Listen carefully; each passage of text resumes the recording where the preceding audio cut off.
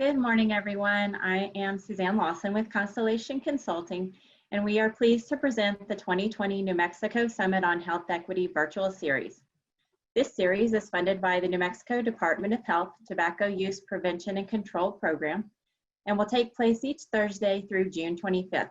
For more information about the summit and our upcoming presentations, please visit our website at nmhealthequity.org. While originally intended to be an in-person summit, the 2020 Summit on Health Equity became a virtual series this year due to COVID-19.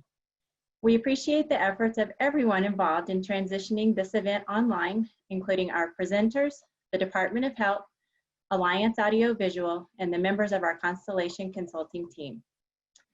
For Zoom security reasons, for today's session, we are utilizing the Zoom webinar feature, and attendees' webcams and microphones have been disabled. If you would like to introduce yourself and engage with other attendees today, please feel free to do so in the chat feature. If you have a question for today's presenter, please use the Q&A function, and we will address as many questions as time allows at the end of the presentation. Any materials provided by today's presenter will be posted on our website at nmhealthequity.org. Following today's session, you will receive an email with a link to an online evaluation. If you would like to receive community health worker or social worker CEUs or continuing medical education units, you must complete the evaluation. CEU certificates will be emailed out within 30 days of completion of the evaluation. This year, we are excited to offer you all an additional way to engage and connect with others participating in this year's Summit on Health Equity virtual series. As an illustration of our continued growth as a community, we invite you to participate in our virtual mosaic. This mosaic will be built over the next several weeks and will be made up of photos you send in to us. You can send in one photo or several. They can be of you with those that you may be with during this time, or even images that you find and are inspired by this week's presentation. To be a part of this, you can send your pictures and images via email to info@constellationnm.com with the subject Mosaic. The Mosaic is currently live on our website, and we will continue adding photos each week. And finally, before we get started today, I want to take time to acknowledge 2 instances of racial violence that occurred this week. First, Christian Cooper, an African-American man who was birdwatching in New York City's Central Park and was accused of threatening a white woman who was walking a dog. And George Floyd, an African-American man who was killed by excessive force by police officers in Minneapolis. These instances of racial violence have struck me more than other instances in the past, and I think that it is because of ongoing learning experiences like this summit and equity mentors that I have been fortunate to meet, know, engage with, and learn from in the last few years. I am aware that as a white woman, I will never fully know the burden of racism that many experience. I appreciate Mr. Cooper's courage and apologize he experienced such racism, and extend my condolences to the family and friends of Mr. Floyd. Today, we are excited to host Amy Whitfield as our second presenter in the Summit on Health Equity virtual series. Ms. Whitfield is the Special Projects Coordinator for the New Mexico Child, Youth, and Families Department. In her role, she is responsible for planning and implementing projects that move forward the strategic plan goals of the CYFD administration. Ms. Whitfield has a strong career in social services, working with a variety of nonprofit organizations, serving numerous fields including anti-violence, substance abuse treatment, teen pregnancy and parenting, leadership mentoring, community organizations, and nonprofit program development. She also serves as an educator facilitating anti-racism training, mediation, and development plans for nonprofit organizations, as well as an adjunct faculty for the Central New Mexico Community College and New Mexico State University. You can read her complete bio on our website at nmhealthequity.org. Please welcome Amy Whitfield.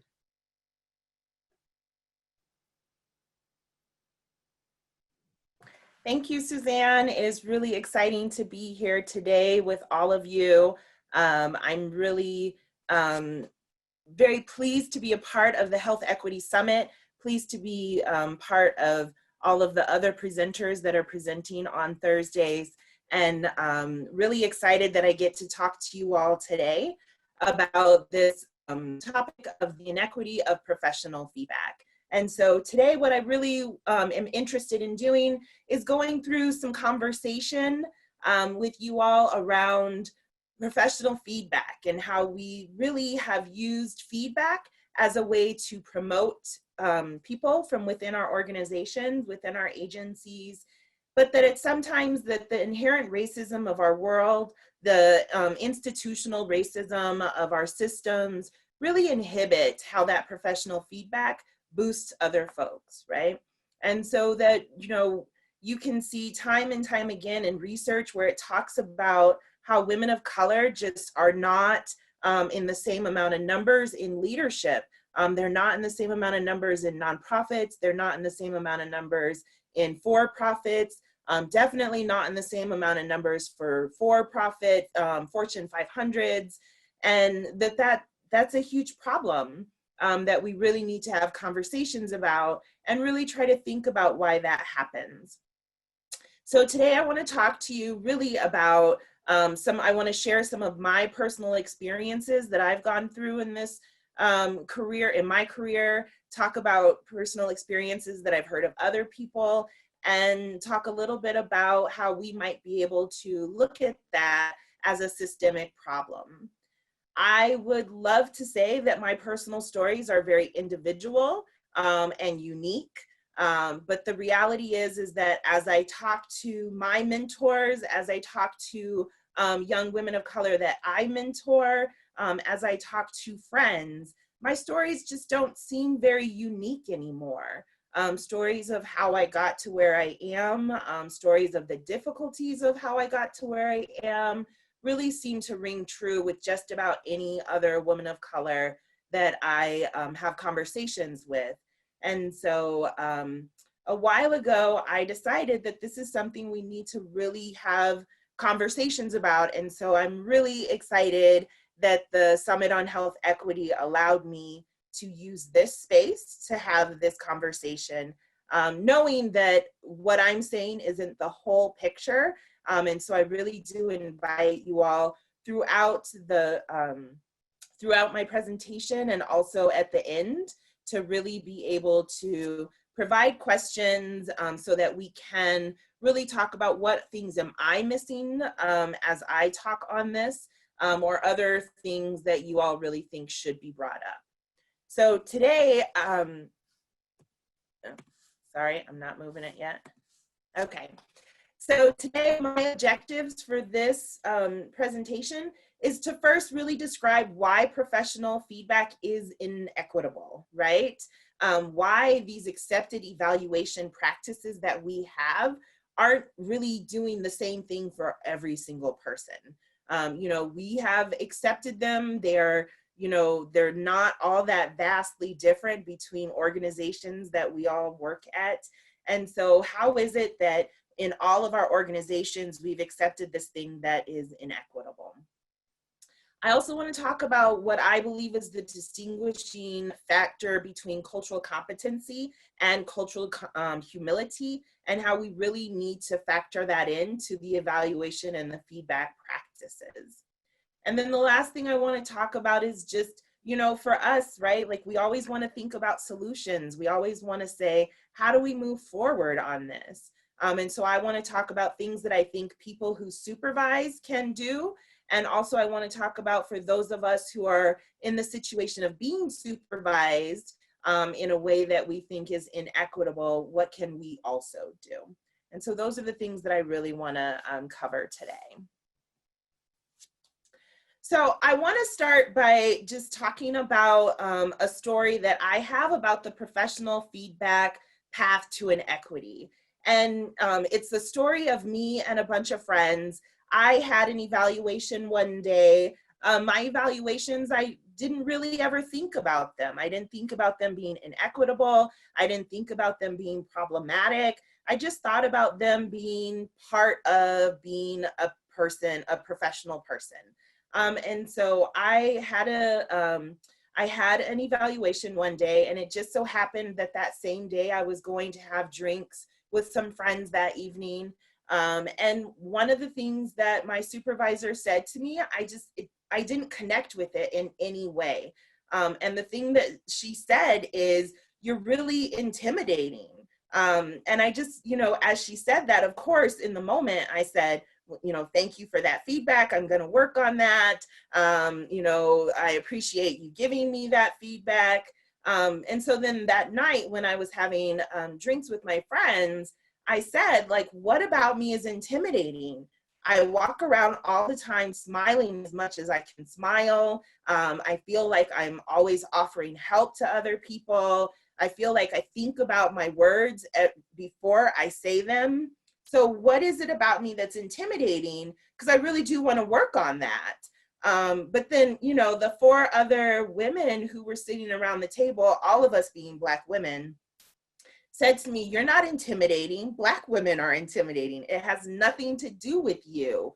You don't say violent things. You don't act scary. You don't threaten people."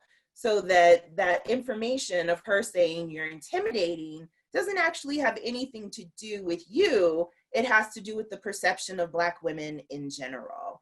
And it was really a wake-up call for me to say, when someone is supervising you, they are not absent from all of the stereotypes in our world.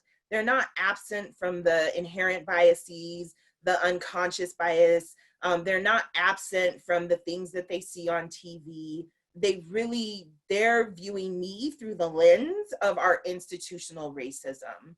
And you have to be someone who on a daily basis is checking in with all of that racism and all of that inequity for you to not have to deal with that.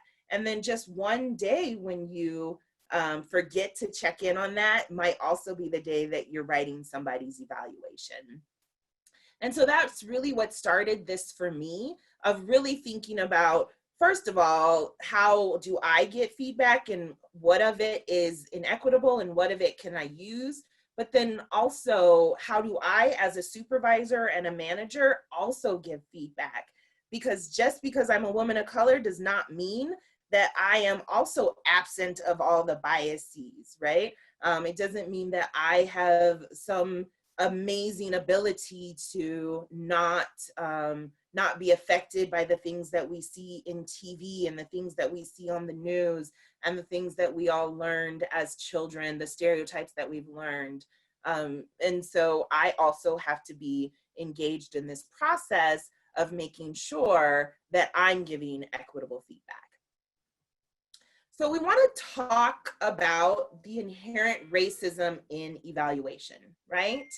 And the first thing that we want to do is talk about this myth of meritocracy. And I'm sure for most of you, the conversations around meritocracy and this idea that we're all on the same playing field, right, the level playing field, is a conversation you have in so many different areas, right? I'm sure most of you come from either public health backgrounds or health backgrounds or social service backgrounds, somewhere where you have seen and conversations around what it means to be equitable and what it means to be equal and what it means to be justice, right? I should have put that picture up here. It's a picture that I see everywhere of the young people trying to see over into the baseball field, right? And one shows equality, one shows equity, and one shows justice. And that this myth of meritocracy is really inherent when we're doing professional evaluation and when we're doing professional feedback. Because what we start to think about is that we write the same goals for all people at the position. That we say, right, like, we've hired you for this job, you should be skilled for this job, and that we're gonna judge everyone equally. That very often organizations will have the same form for all feedback. And so it becomes, in my annual evaluation, I'm filling out the same form as someone who comes from a different cultural background, as someone who comes from a different socioeconomic background, as someone who comes from a different educational background. We're all filling out the exact same form as if we're on a level playing field. And a lot of times, right, when we're in organizations that do social justice work, or when we work for programs that are really knowledgeable about social justice issues, we still don't take the time to look at those forms and make changes to them. We still carry over this idea that even if we fully understand that a level playing field is not a real thing, for some reason we don't translate that into the evaluation process. And I think that, you know, for even those of us who are working day in, day out on social justice issues, to not make that transformation, to not make that change, really says how much we buy in to this myth of meritocracy. The other thing that is really an inherent racism in evaluation is the value that we place on assimilation and acculturation. And when I say assimilation, I'm talking about fitting into dominant culture standards. And when I'm talking about acculturation, what I mean is fitting into dominant culture standards as long as you're at work, or as long as you're in an environment where you feel like you're being judged by dominant standards. And that we put such a value on that, that people of color coming from different backgrounds, coming from different communities, that, you know, in order to be successful, you almost have to change who you are. As a child, my mom used to say all the time, all right, come on, it's time to put on your white face. And by that, she really meant you have to be more quiet, right? Like she did not want us to be loud when we were in those areas where it was significant amounts of white people.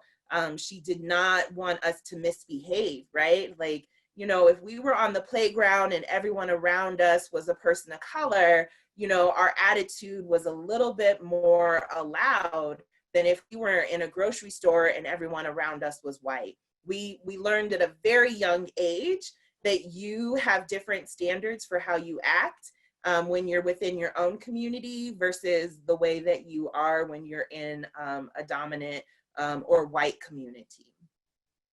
And that we really put that value in the workplace, right? And we say things like be professional. With really, we're talking about when we say be professional is that we're saying you need to act in dominant standards. You need to act in the way that culture wants you to act. And that we don't, as people of color, really get to set our own standards for what is professionalism or what is allowed in the workplace. That we have to assimilate or acculturate to that.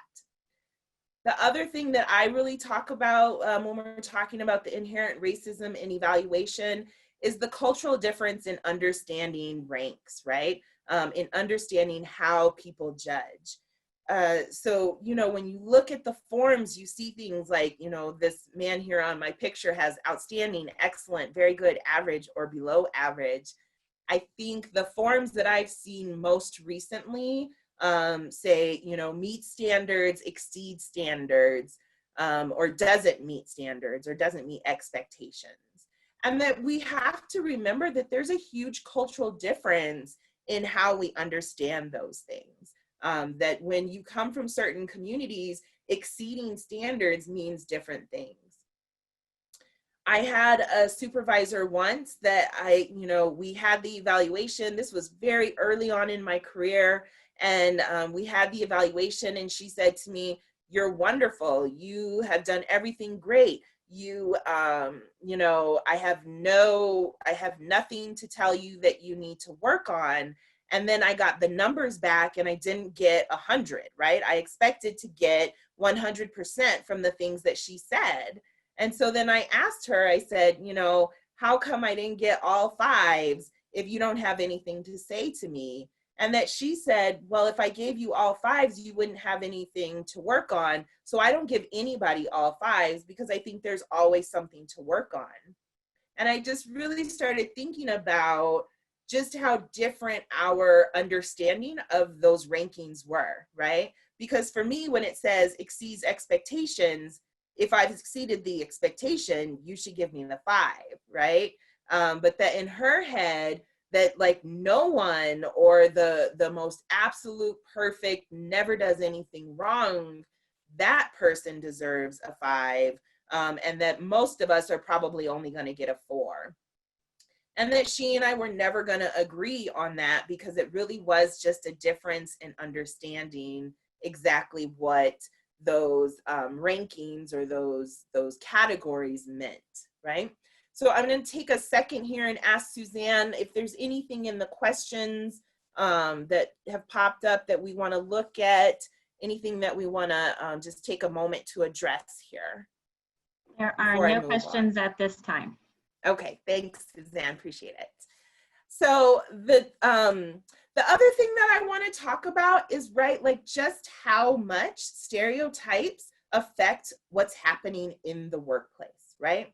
And so this is a graph of a research thing that was done in 2013, right? Very, very outdated by now, but I love the picture because I think it really talks to us about how, you know, we describe ourselves, but then how are our human resources describing us? How are supervisors describing us? How are leaders in the organizations, in the agencies describing us? And that this is about millennials, but that you could do this exact same chart with just about any marginalized group, right? And so that, you know, millennials are sitting here saying, you know, we are about 65% say, I'm very people savvy. Yet all of our HR professionals say, no, millennials aren't people savvy, right? About 14% of them say that. Yet a millennial, the HR people are saying that millennials are 86% tech savvy, yet millennials don't describe themselves as that way. And when we think about that, we have to think, hey, what exactly do those thoughts, those ways that we think about people, those ways that we identify groups, how is that really being a part of the way that we see them in the workplace? And so we know that stereotypes do play into professional feedback, right? Because I told you the story earlier about unconscious bias. The things that we have not addressed in ourselves, the biases that we have, the stereotypes that we've believed, they really do play into how we perceive someone from that marginalized category, right? So that when we think about Asian women as people who are quiet and docile, that, you know, what we also then assume is that they're not going to be a good leader, because we think that, you know, our biases, people who are great leaders are people who aren't quiet or aren't docile, right? And that we actually kind of put that image on someone who may not even actually be that image. And it's also really about global thinking, right? Is that when we're not checking in with each other on our biases, that we allow those things to become a very global conversation and a global image of certain groups. And then so often what's happening is that we are so focused on our bias that we're looking for reasons to confirm that bias, right? So that if I think Black women are hostile and angry and intimidating, then I'm gonna look for that in every Black woman that I meet, right? And so that Black woman that I meet may never be that way except for one bad day. And on that bad day, I then get to confirm that my biases were true. And that happens very often in the way that supervisors and leaders look at professional feedback and evaluation of workers. It becomes, you know, I don't watch someone every single day, or maybe I do watch someone every single day, really looking for the confirmation of who I believe that person to be from the very beginning. And those stereotypes really affect that. And so it becomes, you know, I knew that Black women were hostile and I knew that Black women were intimidating. And so I watched Amy every single day to look for the things that were intimidating about her so that I could give that in her feedback. And none of this is right. Like, we don't want to pretend that people are sitting around doing this very evil laugh and figuring things out in this way. All of this is happening for us unconsciously. We're doing it without any intention of malice. And so we have to remember that when we do things without intentionally trying to change, these are the things that will just naturally occur. So some of the things that I really advise people to watch out for when we're giving feedback, right? And these are just, some racist things that happen in feedback very often, and, really speak to not necessarily who the person is that's getting evaluated, but speak more about the biases that we all have. And the reason that I think these ones are something we should really focus on is because they are my personal story. But again, like I said when I opened, my personal story is no longer unique, right? The more and more I have conversations with women of color, other Black women, but also women of color from other communities, right? Latinx communities, Asian American communities, Native American communities, I hear the same things.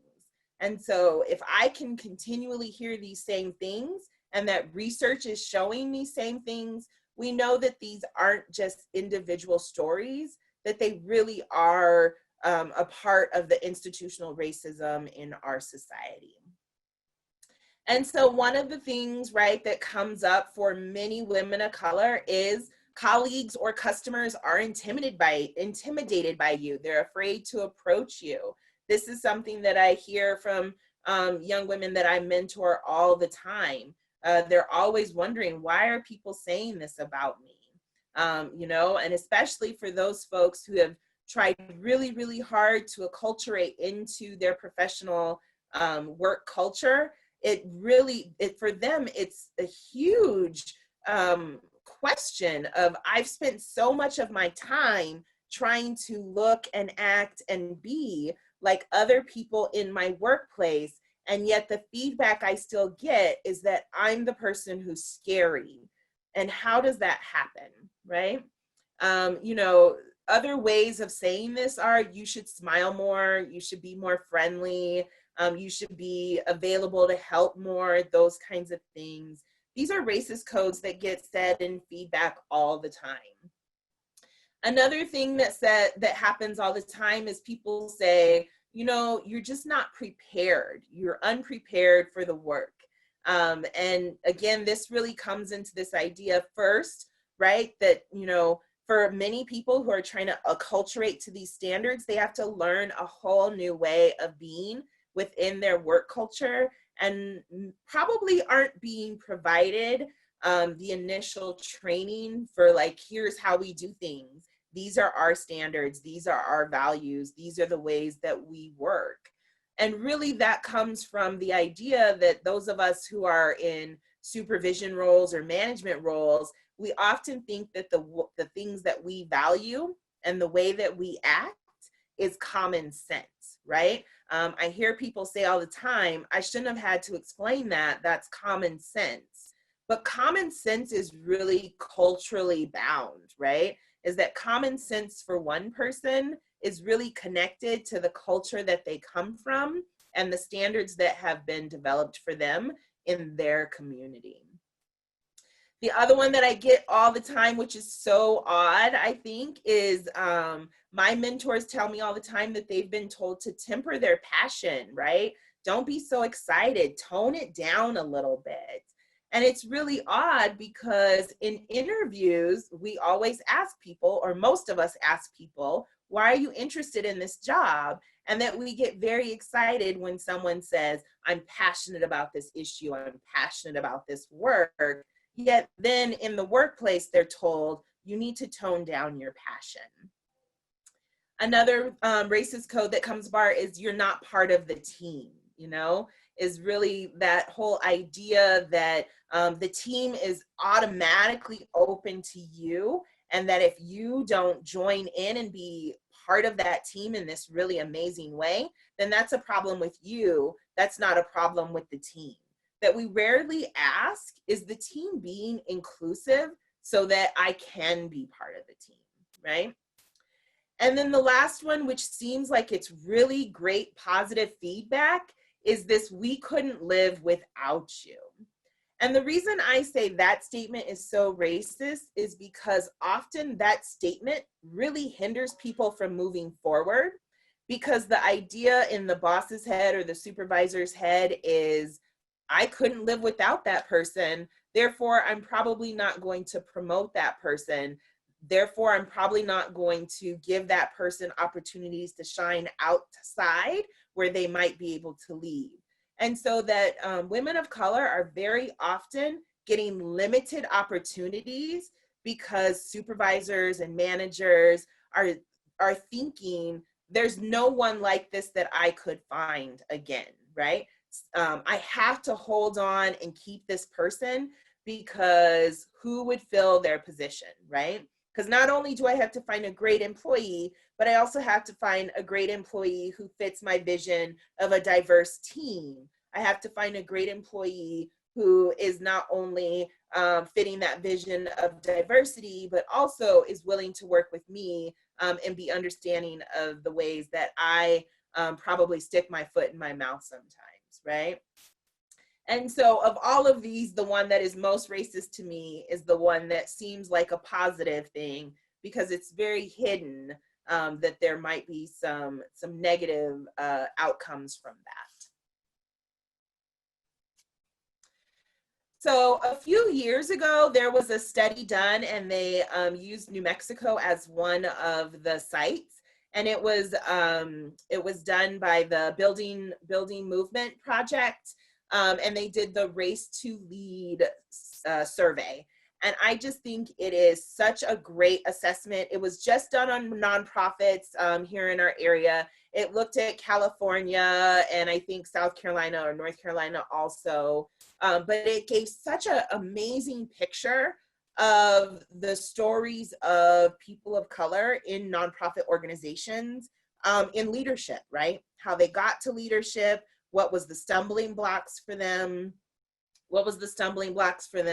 in getting there, and also what was the stumbling blocks for them in staying there. And so I've put a couple of quotes in here that I thought were really moving to me, but I really want to invite you all to go to the website, racetolead.org.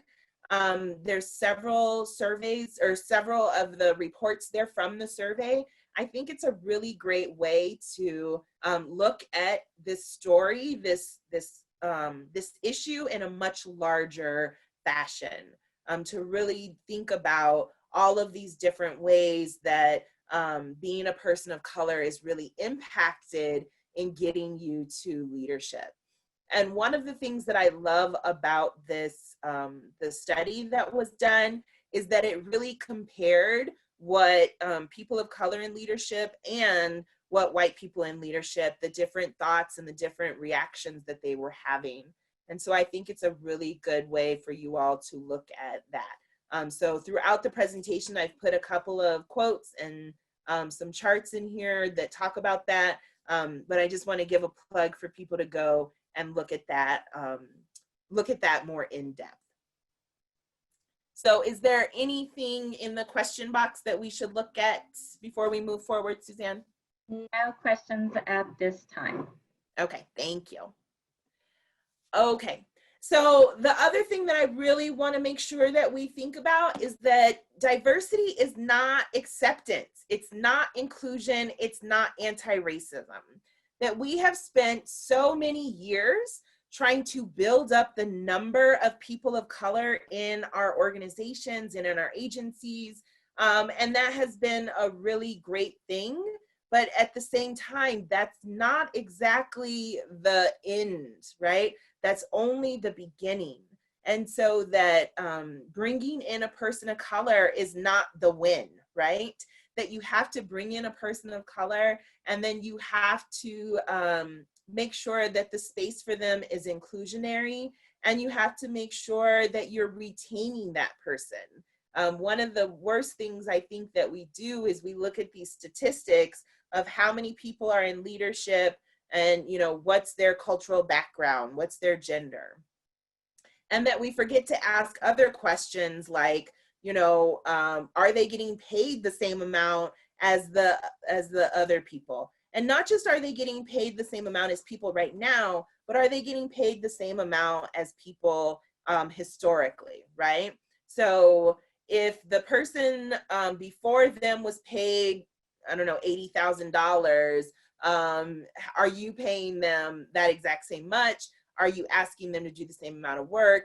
And are you comparing their background, right? One of the things that we have seen very often is that women of color who are in leadership have really, really high education attainment, right? That many, many women of color in leadership have multiple master's degrees, PhDs. They have just, they've taken school and they have gone to the max, and that their partners, right, like the people at their same level of white men and white women, usually, are having a bachelor's degree and maybe a master's, and that the amount of education doesn't touch them at all, right? Yet still, women of color aren't being paid as much. And so these are the things that we have to really, when we're doing our numbers, when we're doing our statistics, is let's start drilling down on those things to really talk about, are we actually just filling in spots with people of color, or are we making it inclusionary? Are we doing the work that we need to do in order to retain them? And so what I want to look at is this kind of continuum of our behaviors, is that, very often we feel like I'm not someone who's doing a violent racist action, therefore I'm not racist. And we're forgetting that there are so many steps that we have to take in order to really be inclusionary and to make sure that we're retaining our employees, and not just retaining our employees, but that we're giving everyone a significant opportunity to grow and to promote within our organizations or within our field, right? And so that, just by hiring someone, you kind of sit in that category of non-racist. Maybe you sit in the category of colorblind racism, but that there's still all of these other barriers that stop people from getting promoted within our fields, that we really could be contributing to if we took those next steps to be anti-racist. I want to talk a little bit about mentorship and grooming and leadership development, right? Because for so many people, this has been the solution to what I'm talking about. For so many folks, they have said, well, you know what? We know the statistics for women of color is so much lower for them attaining leadership within our fields. So what we need to do is we need to do mentorship, and we need to do leadership programs, and we need to do fellowships and all of that. And so that we've created fellowships that are specifically for women of color. And that really the premise behind all of these really kind of points out just how racist our institutions are. Because the immediate assumption is that, well, what the woman of color who isn't finding herself in roles of leadership needs is she needs skills, right? And so that we're going to send her off to this training, we're going to send her off to this fellowship so that she can build the skills. And that, we haven't done that same thing with white men, right? We haven't said to them, in order to be in leadership, you need to have the skills. What we often do is we say, you have potential, and so we're going to put you in leadership. And then when you don't do well, then we'll send you to training, or, along the way, we'll give you fellowships and training if you choose to have them, right? And so there's almost this expectation that before a woman of color can be in leadership, that they already have to get everything that they need first, right? And that we also forget that in our society, in our company, in our workplace culture, that has to be the place that is ready for the woman of color, just as much as the woman of color needs to be ready for the leadership. because very often when women of color do get into leadership, they are blocked, they are treated differently, they are meant to feel excluded, they get put into positions when it's a glass cliff situation, and so that, you know, the retention of women of color in leadership is an issue just as much as the recruitment and the offering. And so we really have to think about how are we doing our leadership development, how are we doing our mentorship, and how are we doing our grooming.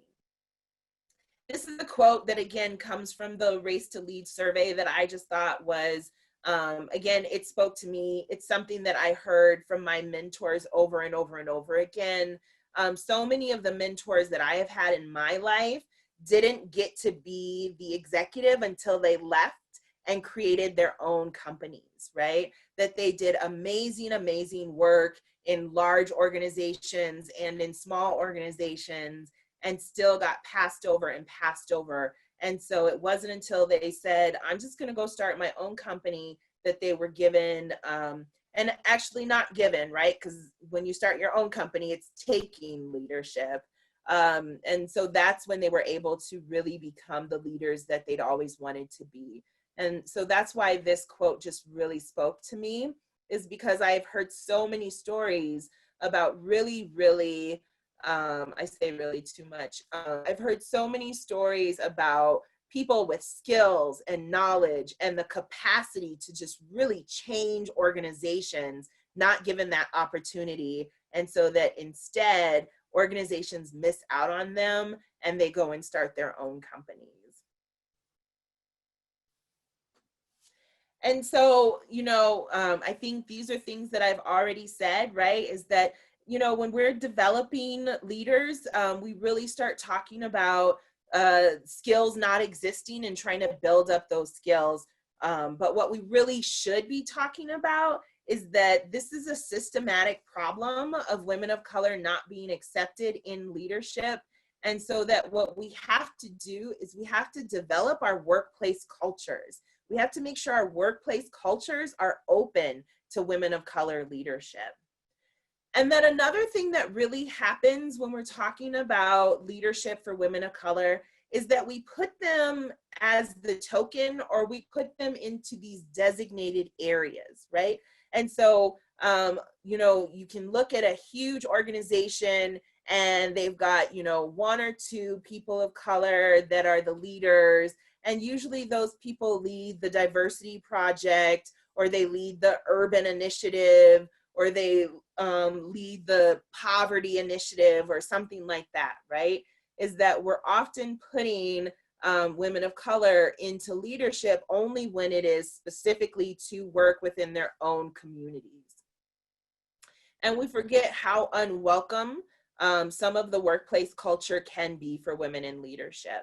And so what we really need to focus on is retention and promotion of our women of color, rather than thinking we need to build up their skills to make them ready for leadership, right?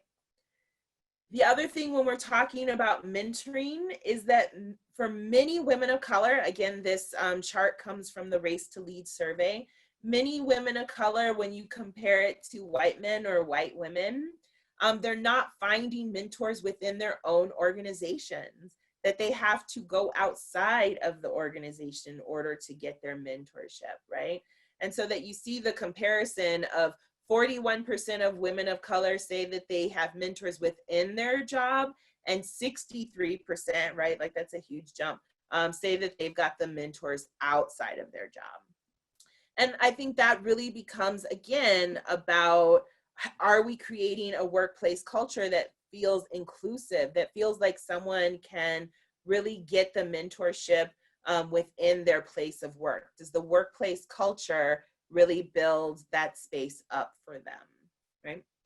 One of the other things that we really have to think about is, who are we asking to mentor and who are we asking to be mentored? I had one day I was at a workshop, and, you know, all of us were sitting around the table and we were brainstorming and we were sharing our ideas. And I was feeling really good about my contribution to that workshop and to the work that we were doing. And as I was walking out the door, a woman approached me and she said, you know, I was really impressed by the things that you said. I was really, you know, fascinated by your ability to speak on those issues. And I just really think I would like to mentor you. Would you be interested? Because I see a lot of potential in you. Would you be interested in me mentoring you? And so, you know, of course, I'm like, yes, I want to mentor naturally, right? Like anytime someone offers that, that would be really great. And so I asked her, I said, yes, I would be interested in that. You know, what do you do? And she said, you know, I'm an HR manager for a small hotel. And so I said, oh, that's really interesting. I'm the CEO of a small nonprofit, right? And so I just was sitting there thinking, I'm sure I have something to learn from her. I'm sure she can help me grow, but that it felt really odd to me that the person who was a manager at a small hotel thought that she should approach me and offer mentoring when I had already made the C-suite that she hadn't made yet.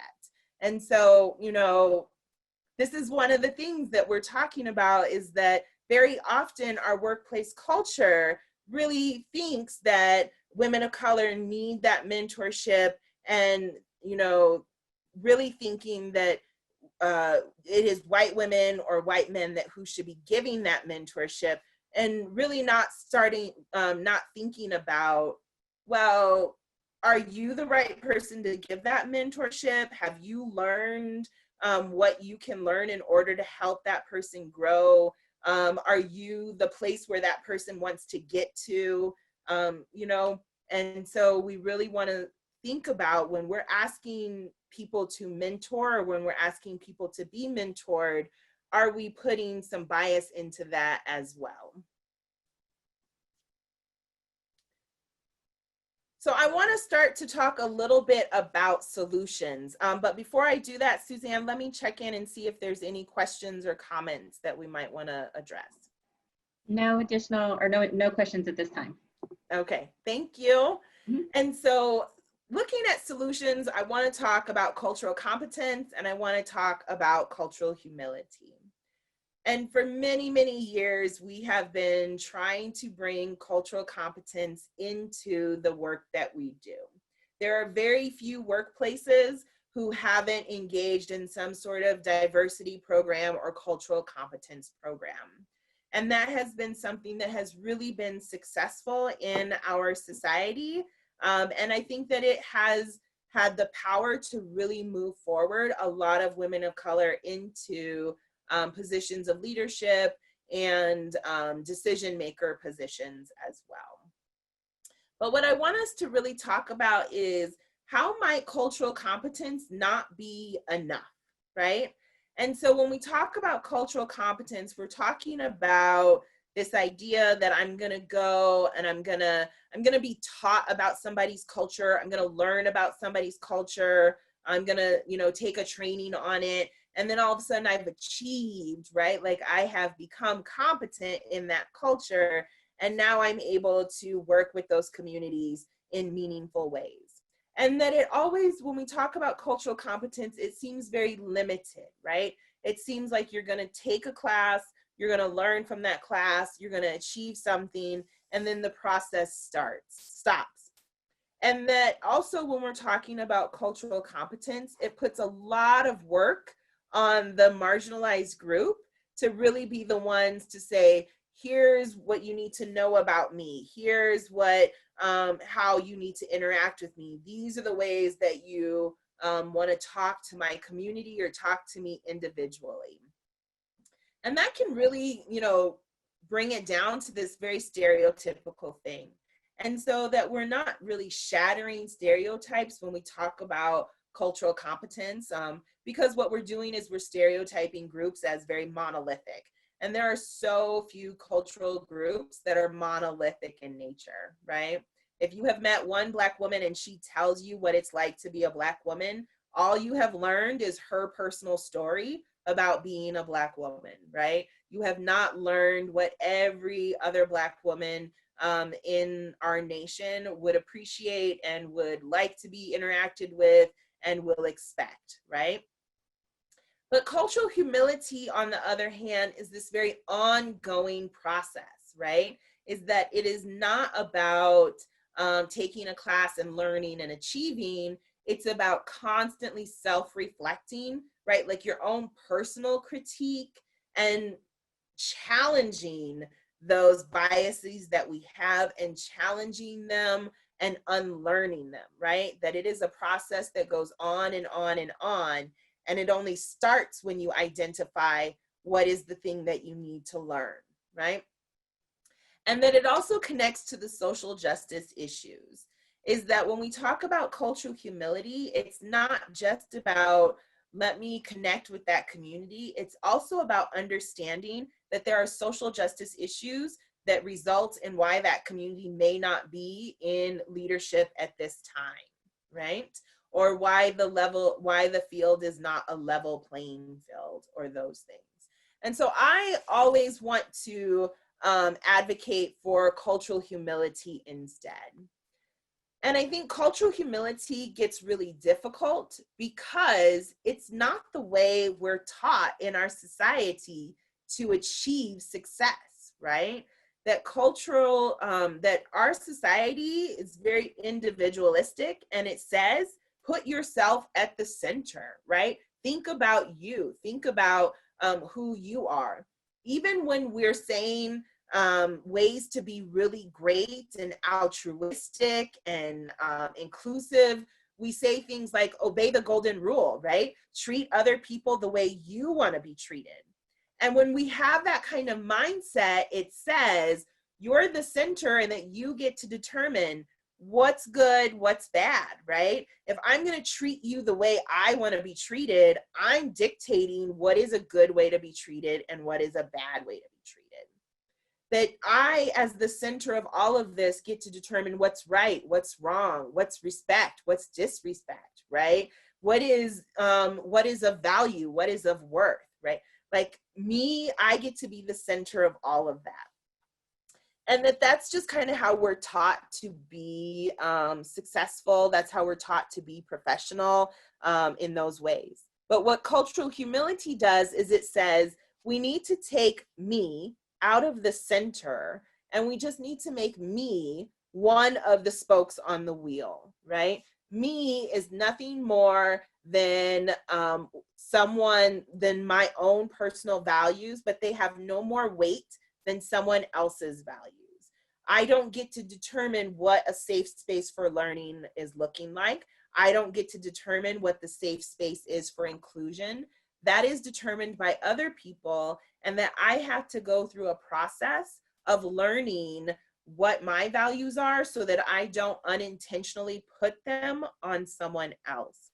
So that I'm not always judging from my own framework, from my own lens. That I start to judge things based on what someone else's values might be. I start to reorganize and change my own lens when I deal with people individually, and that I really get to make space for those discussions and those conversations to really open up my own understanding of how I've put my own values as the definition of the standard or the good or the worthy, rather than stepping back and saying, this is something that I have a personal value on. These are my standards, but how might this be done in a different way for someone else's values and someone else's standards? And so that really leads into what we're talking about, is that we need to build a safe and equitable learning environment for professional feedback, right? Is that we are not going to have a solution until we really make an intentional space for making sure that we're not promoting or giving folks, that we're promoting and giving folks questions, feedback, and skills development as they need it within a safe and learning equitable environment, right? And so I want to go a little bit more into exactly how we build those. But before I do that, I want to just stop and ask Suzanne if there's any questions that we should look at. No question at this time. Would you have a comment that this is great information? Great, thank you. Glad it's being helpful. Awesome. Okay, so let's move to looking at our solutions, right? So first, if I'm a supervisor, how do I create anti-racist professional feedback, right? And the very first thing that I want to say is that you have to do the cultural humility work, right? And it is not easy work. I do not want to make anyone think that you're going to go to work tomorrow and you're going to say, I am now going to take a cultural humility approach to the work that I do, and that is going to be an easy change process. It is not. It is very difficult, right? And the first thing that is super difficult is knowing yourself. Really sitting back and saying, what are the things that I do that I think are common sense, or that I think are just standards, or that I think are just norms, and how much of that is really norms for everyone else, right?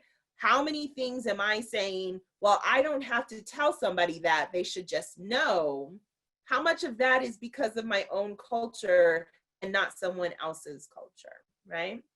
And also know what your biases are, know the biases that you've learned. And of course, how do you unlearn them, you know? And then it becomes checking in regularly on your own definitions. And I always say the definitions in the workplace that we need to check on are, how do we define respect? How do we define professionalism? And how do we define success? Because those are the three that for me have become the landmines in the work culture, right? Is that there are so many things that we think are proper norms around those three different areas that get a lot of people into trouble because they really are different based on your cultural background, right? Respect is so culturally defined, professionalism is culturally defined, and success is culturally defined as well. And so I encourage you, if you're a supervisor, to really say, okay, how do I define respect, professionalism, and success? And if you don't want to change that standard within your team, that's okay. But how do you make sure you're defining it for everyone on your team so that they can meet that same standard, so that we actually are trying to level out and make more equitable the process? Because way too often the person who just fits into your standards, probably because they're from the same cultural background than you, gets seen as a better employee simply because they were on the same language that you were, when the other folks in the room or on your team just didn't get that understanding or had to work to get that understanding. The other thing I say, and this is the takeaway that I hope everyone will take away, is provide structured feedback, right? Is that you have to make sure you're giving feedback in a structured way so that you can first look at that feedback and say, are any of this feedback that I'm giving, is it connected to my own values? Is it connected to my own biases, right?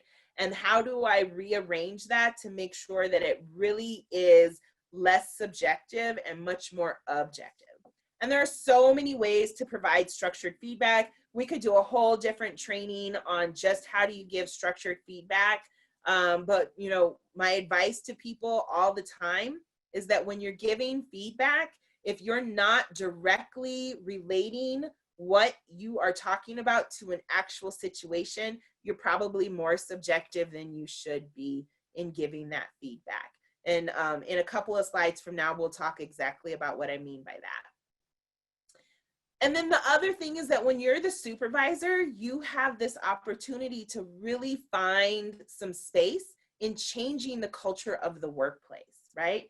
And maybe what it is it's just about recruitment, right? Maybe you want to improve your recruitment to marginalized communities and make sure that you're bringing in more folks, right? Like that has been something that's been widely accepted in most organizations. And so I don't see that that's this radical thing that you couldn't do. But that when you're doing that recruitment, that part of that needs to also be, how are you going to bring them in, people of color? How are you going to bring people of color into an inclusive environment rather than just bringing folks in to hit those numbers? If you're not as concerned about retention as you are about recruitment, you're not doing it correctly. The other thing I say is, you know, if you want to do leadership programs, if you want to do grooming and mentoring, I think those things are wonderful, but I really encourage it to be done in a targeted universalism way, right? And targeted universalism really says we want to get to a certain level here, and so we've got to make sure that we're doing it in an equitable way, so that we are giving the places and the people who need the assistance, we're giving that to them, rather than saying this like everyone gets this program kind of thing. The other thing is really creating safe space for discussions. And I would love to give a huge format for what that means. But in the work that I've done over the years, I've really found that a safe space for discussions about racism and anti-racism, or any issue of oppression, that safe space is different for every workplace. And so that it does not work for us to tell someone, here are the steps that you need to do in order to make sure you're having a safe space, right? Because that safe space is different for each team and for each workplace culture. And so those are the things I encourage supervisors to do in order to create an anti-racist professional feedback. And I want to move next to what people who are being supervised can do, but I want to stop first and see, Suzanne, if there's any questions that we should look at. We do have a couple of questions. Sure. First of all, can you say more about targeted universalism and maybe give an example? Sure. So the greatest example I have about targeted universalism is the things that we do in our public education system, right? So something that I am really, really excited about and hope that we will one day get is universal pre-K, right? I hope that I know our governor is pushing for it. I want that so much for our community. But that when we talk about universal pre-K, what we're forgetting is that there are groups, right, who need that pre-K a whole lot more than other groups, right? And so what happens when you say, okay, we're going to do this universal pre-K, that's a universalist program. And a universalist program, right, like if people have seen that picture, all as it does is it lifts everybody up a couple of steps from where they're at. But if I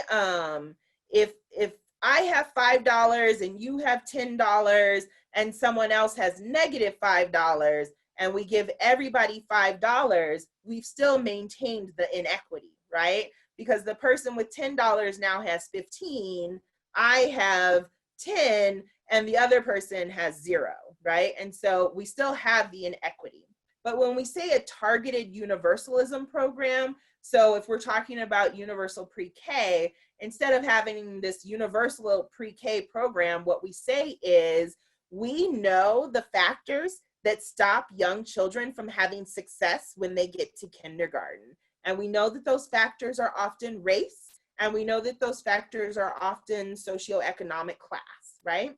And so instead of saying pre-K for everyone, we say we're going to provide pre-K to those people, those communities who have the barriers, right? So those would be the race barriers and would be the socioeconomic status barriers. So that we then start to actually focus on that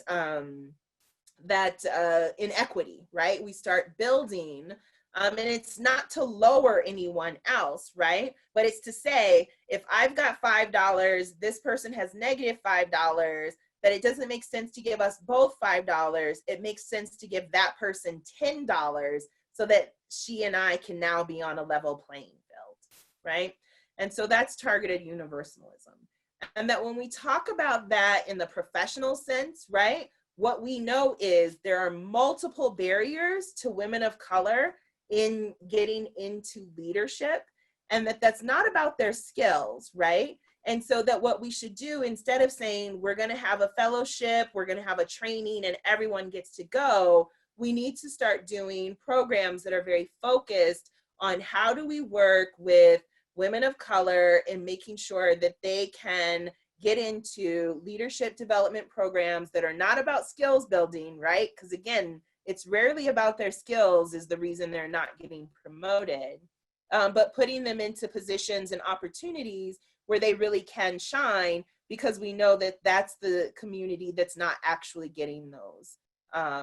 Did that answer the question? I think I talked about it. Yeah. Were there other questions? You said there were a few. I think that answered that question well. There was one more. The participant said, I know there are a few mentorship groups around Albuquerque. Are there any good models to look at as equitable models? In Albuquerque, I don't know of any. There may be, and I just don't know of them.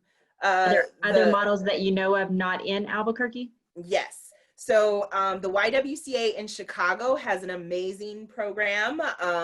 It's called Roots, right? And so the program, it does more than just leadership skills development. It does some skills development and things like that. And that's really, really helpful to the group. But what it really does is it makes that if you send an employee, if you send a young woman of color to their women's leadership program, then you as the supervisor have to come and learn how to create a safe space, right? So that you come and you learn how to change your organization to be ready for a woman of color leader, not just sending the woman of color leader into this skills building training, that kind of thing. There are other ones that send people, and it's still very individual based, but I still think they're good.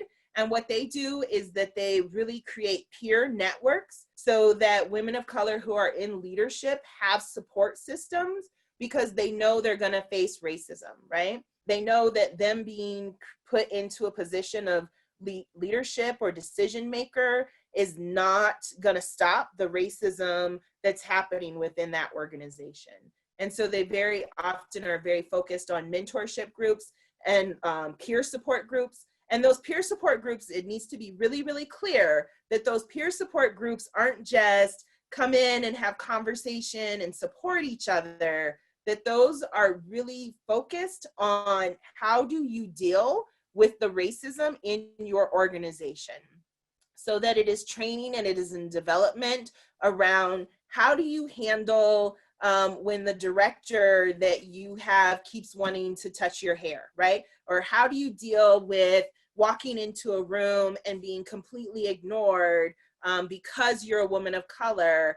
You know, how do you deal with having to always walk into the room and the first thing that you mention about yourself is your education, really trying to make sure that people in the room know that you belong there. And so those are leadership development groups that really get at this, that it's not about the individual skills level, that it really is about changing the workplace culture or building up the individual person to be able to handle that racist workplace culture.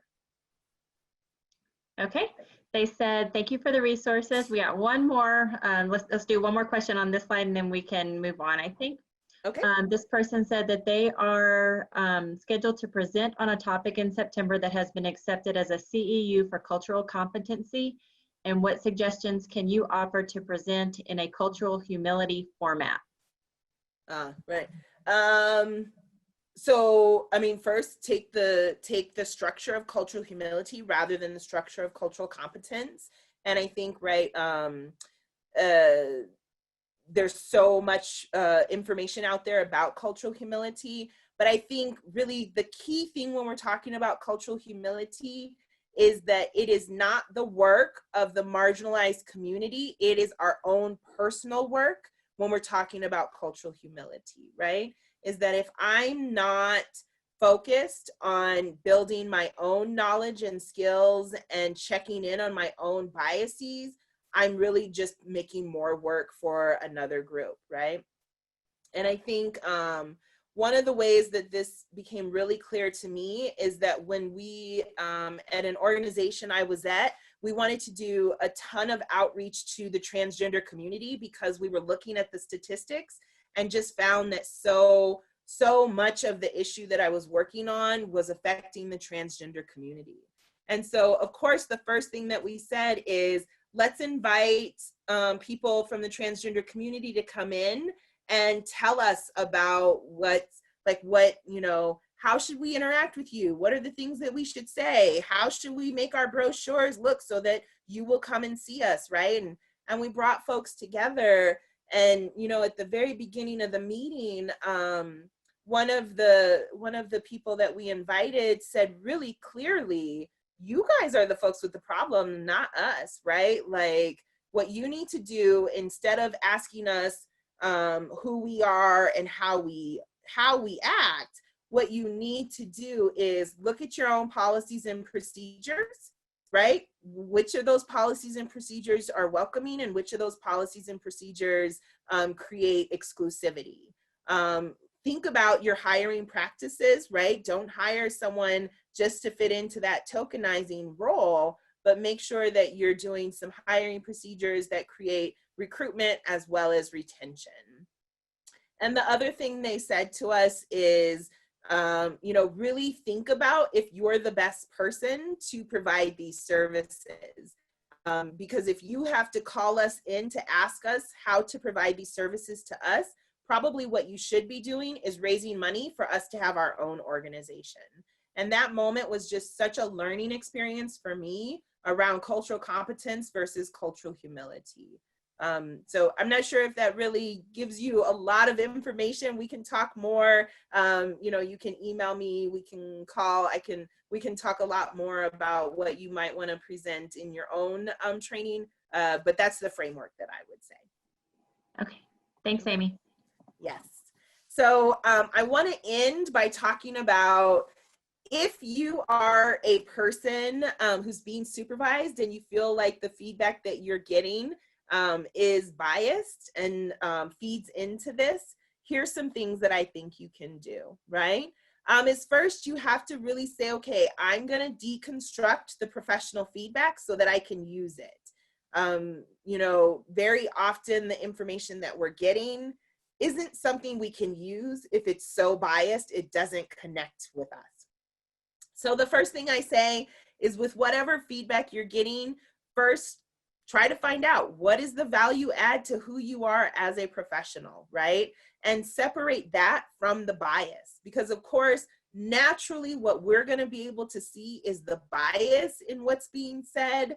But if we can separate it out into two areas to say, okay, what's the bias portion and what's the portion that I can really look at and add some value to my own professional capacity, right?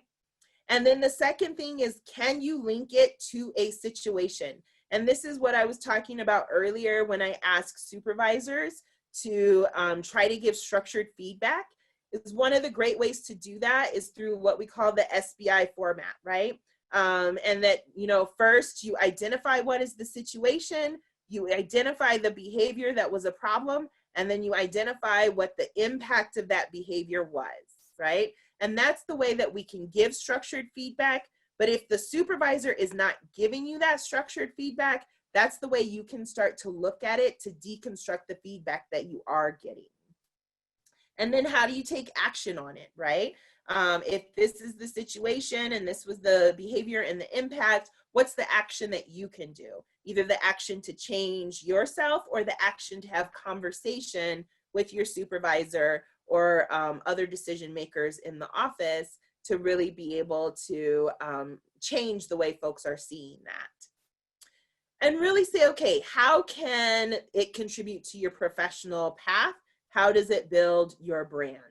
At some point, every piece of feedback has some sort of nugget of things that can move you forward and build your professional path or build your brand. And that's the way to really say, okay, I'm going to use this, even though it was biased and even though it was not of real value in the way that they gave it to me, I can deconstruct it for something else. And then the fourth thing I say is, does it link you to someone or something, right? Because the path to success is often based on who you know. It's often based on the resources that you have access to, all of that kind of stuff. And so if someone is giving you feedback, think about, how can I link that feedback that they're telling me I need to get better at to someone that I should know or something that I should know? And then the last thing I say, which actually probably should be first, it's usually first for me in the way that I work with my support network, is take the comment to your support network. Anytime there's a comment in feedback that makes me feel really uncomfortable, the first thing I do is I call my girlfriends and I say, hey, I need to tell you what this person said to me because it's making me really uncomfortable. And then they can give me a lot more insight on these, other 4 things. They can tell me what's the bias and what's true. My support network is people who know me really, really well and who are completely enamored with giving me honest, critical feedback, right? And so when I say to them, this is the feedback that I got today, they will be able to say to me, you know what, that's true. You are like that. Or they'll be able to say to me, here's the nugget of that that's good, and here's the nugget of that that's really about bias and racism in our communities. And the other thing is that, supervisors are not perfect. Just because you've been put into a role of leadership does not mean that you have all of the answers, right? And so very often as workers who are being supervised, we have to manage up, right? And so the first thing is help your supervisor to provide that structured feedback. And the best way to do that is ask for the feedback in a very specific way. So that when your supervisor says to you, you're not part of the team, you have to say, can you please give me certain situations where that happens, certain scenarios, so that I can then do the, what's the scenario, what's the behavior, what's the impact process. A project that I always do with all of the women that I mentor is I say, write down your dream resume. Who do you want to be? What do you like? What skills do you want to have? What job do you want to have? Write down that dream resume and make sure that when you create that dream resume, you're connecting it to all the skills and opportunities that you want to have. And then discuss that with your supervisor so that you really are outlining with them, here are the opportunities that I feel like I should be given. And that gives your supervisor the ability to say, am I holding this person back? Have I not given them the opportunities that I should have been giving? And then, really work on identifying the biases that your supervisor has, right? If you can identify those biases, it's a lot easier for you to have those conversations.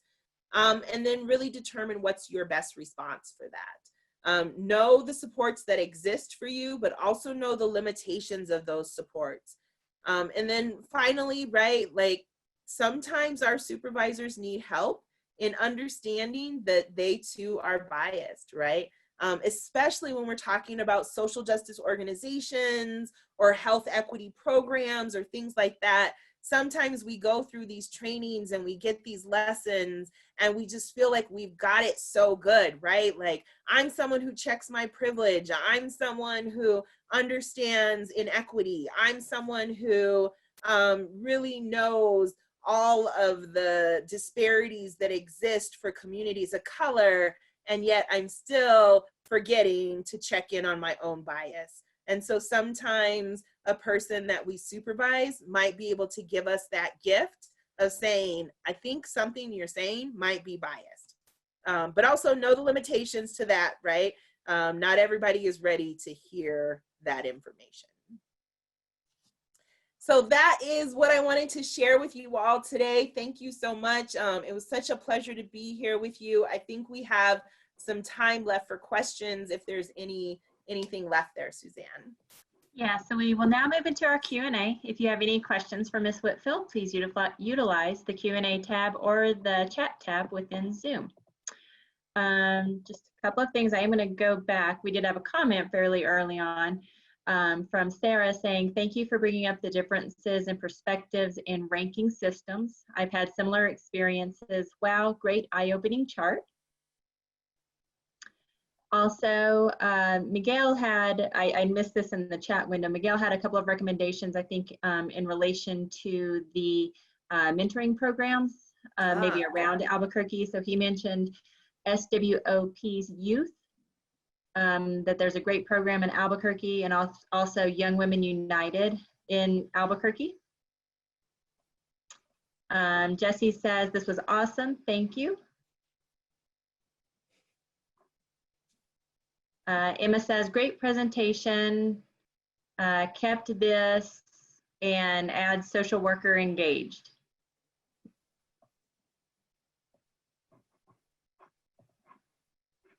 Okay, we'll give it a few more seconds and see if there were any other questions to share.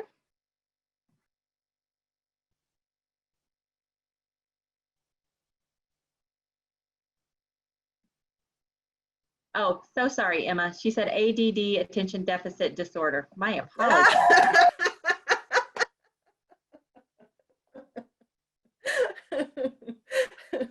There we go. That's the standard. If we can work with your ADD, then we're doing a good job. Right? Yeah, great presentation. Kept this attention deficit disorder, social worker engaged. Okay, thank you, Emma. My apologies. Okay. All right, I think that is all. Oh, one more. Jackie requested, do you have suggestions for providing individualized training that doesn't further stigmatize professionals? Doesn't stigmatize professionals? Well, I'm not sure. I think, right, so that most folks who agree to going to leadership development and training and things like that, you know, they're open to that. So I don't know that it necessarily stigmatizes them as much as it ignores the need for the professional workplace to change. And she did, so sorry, she did add in terms of targeted universalism. Okay, targeted universalism, yes. And so I think, right, that's going to work a lot differently depending on what your makeup is, right? Like if you're in a large organization, that's going to be real easy. If you're in a small organization where there's like 1 or 2 women of color, then definitely you're going to be stigmatizing them. So what I would say as far as targeted universalism around individual training and things like that is that it should be around how do we get the workplace culture ready, and really focus on identifying what is missing within the workplace, right?